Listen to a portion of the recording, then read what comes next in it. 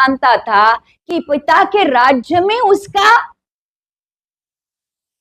Role क्या है, वो कौन है, पिता के राज्य में यीशु की भूमिका क्या है, उसको कौन सी सामर्थ्य दी गई है, उसको कौन सा अधिकार दिया गया है, ये यीशु जानता था। और यीशु मसीह अपने काम को भी जानता था कि वो किस काम के लिए इस दुनिया में भेजा गया है। और इसलिए यीशु मसीह चाहता था कि अब जो मेरे पीछे चलने वाले आप बन गए हो, शिष्य वो होता है जो यीशु के पीछे चलता है, यीशु की सिखाई हुई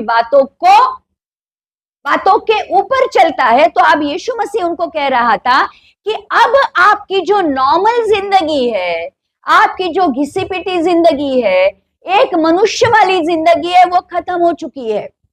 अब आपको मेरे पीछे चलने के बाद परमेश्वर के पुत्र के रूप में जो जिंदगी मिली है, परमेश्वर के पुत्र के रूप में जो अधिकार और सामर्थ्य आपको प्राप्त हुआ है, वो कभी कभी इस्तेमाल करने की चीज नहीं है।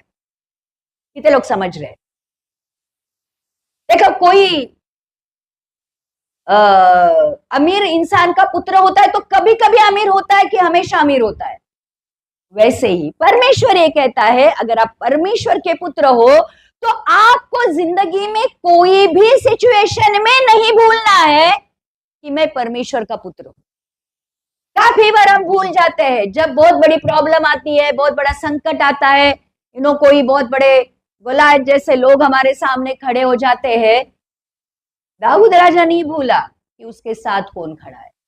बोलता है गोलायत आने दो, कोई भी आने दो, तू जो कुछ भी तेरे पास है शस्त्र अस्त्र, उसके साथ मेरे सामने आ जा, मैं यहोवा के नाम से, इजराइल के परमेश्वर के नाम से तेरे सामने आता हूं। और जीत किसकी हुई? दाऊद राजा की। तो बात यह है, यीशु मसीह हमें यही समझाना चाहता है कि जब आप परमेश्वर के हर दिन के जीवन में सच्चे शिष्यत्व की सच्चाई को जानोगे, परमेश्वर के राज्य की उपस्थिति आपके साथ चलती है, परमेश्वर वाली सामर्थ्य आपके अंदर डाली गई है, जब आप उसको समझते हो और उसके अनुसार चलते हो, एक तरह से हम यीशु मसीह के जैसे जीवन को जीना शुरू करते हैं। कितने लोग समझ रहे हैं? और इसलिए देखो, ये जो